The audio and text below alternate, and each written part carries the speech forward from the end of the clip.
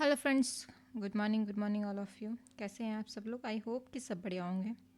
तो स्वागत है आज का आपके डेली करंट अफेयर के क्लास में। तो चलिए आज की क्लास हम स्टार्ट करते हैं और देखते हैं कि आज के लिए हमारे लिए मोस्ट इम्पोर्टेंट क्वेश्चन कौन कौन से बन रहे हैं। चलिए फर्स्ट क्वेश्चन देखते हैं। हाल ही में प्रो कबड्डी लीग के 12वें सीजन का विजेता कौन रहा? तो इसका आंसर हो जाएगा दबंग दिल्ली। कौन सा? दबंग दिल्ली। ठीक है।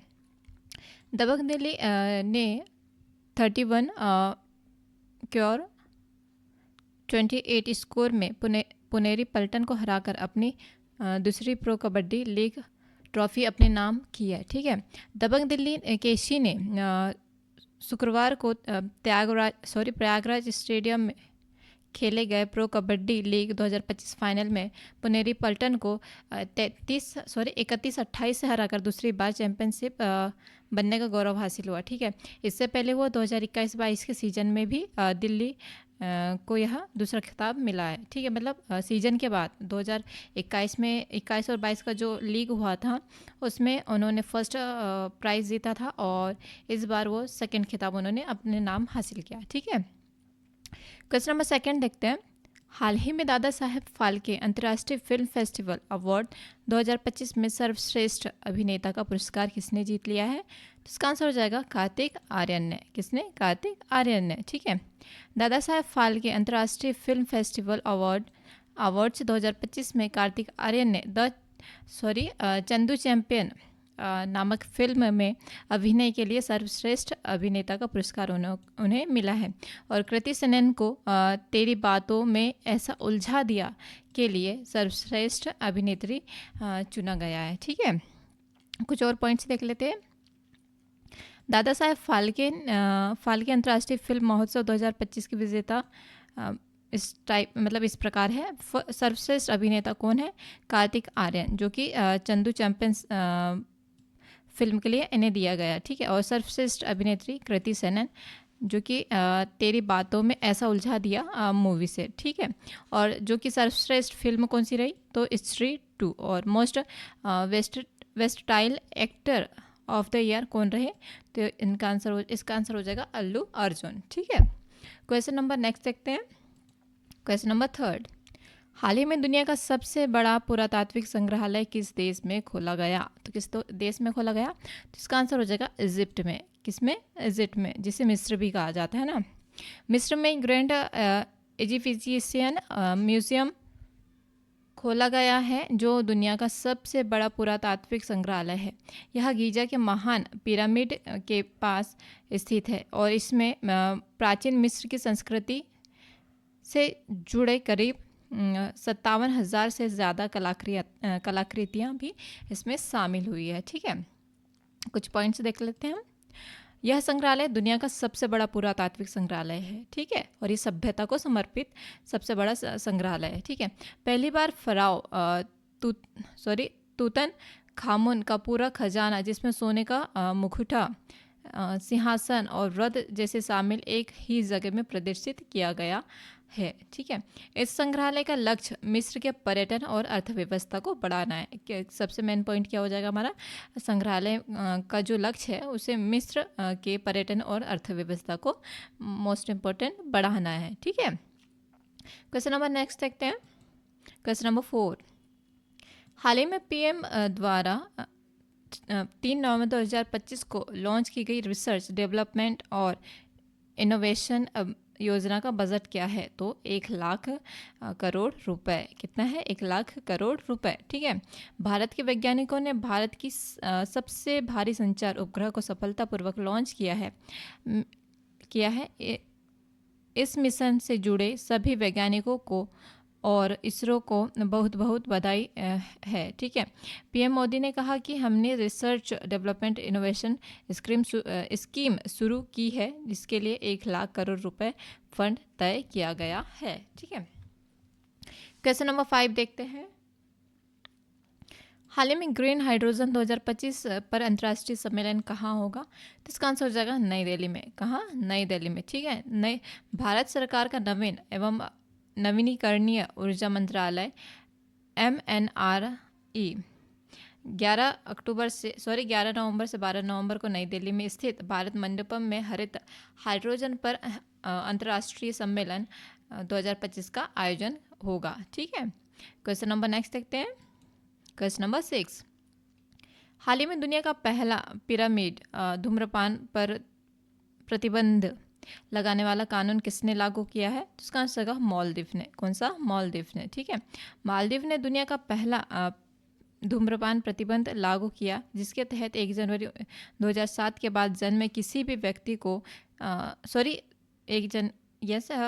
2007 के जन्म के किसी भी व्यक्ति को तंबाकू या वेपिंग उत्पादों की खरीद, उपयोग या बिक्री से प्रतिबंध किया गया है। ठीक है, यह कानून 1 नवंबर 2025 से प्रभावी होगा और देश के नागरिकों के साथ साथ विदेश पर्यटकों को भी यह लागू किया गया है। ठीक है, तो कुछ पॉइंट्स देख लेते हैं हम।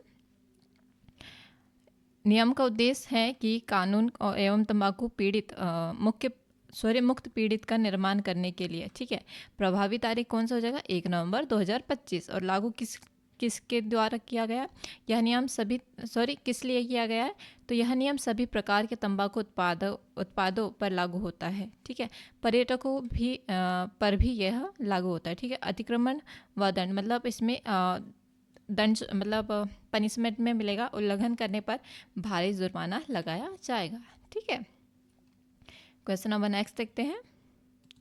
क्वेश्चन नंबर 7, हाल ही में भारत द्वारा आयोजित बहुराष्ट्रीय नौसैनिक अभ्यास मिलन का आयोजन कहाँ किया जाएगा? तो इसका आंसर हो जाएगा विशाखापट्टनम में। कहाँ? विशाखापट्टनम में।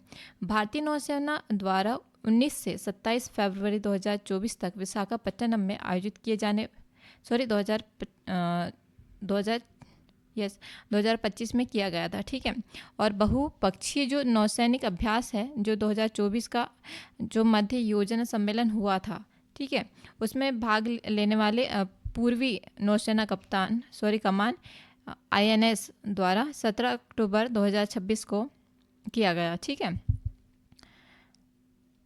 क्वेश्चन नंबर इसके बारे में हम थोड़ी जानकारी देखते हैं। G20 की थीम वसुधैव कुटुंबकम साकार होगी, जो कि 19 से 27 फरवरी 2024 में हुआ था। ठीक है, और इसी का मतलब ये सेकेंड रूप है ना,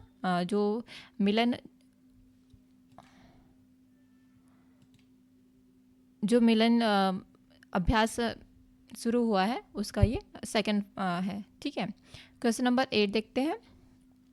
हाल ही में विश्व सुनामी जागरूकता दिवस कब मनाया गया? तो इसका आंसर हो जाएगा 5 नवंबर को। कब मनाया गया? 5 नवंबर को। विश्व सुनामी जागरूकता दिवस 5 नवंबर को मनाया गया। इस दिन का उद्देश्य सुनामी के खतरों के बारे में जागरूकता को बढ़ाना और आपदाओं से निपटने के लिए पूर्व चेतावनी प्रणाली और तैयारियों के महत्व पर जोर देना है। ठीक है, तो कुछ पॉइंट्स देख लेते हैं हम।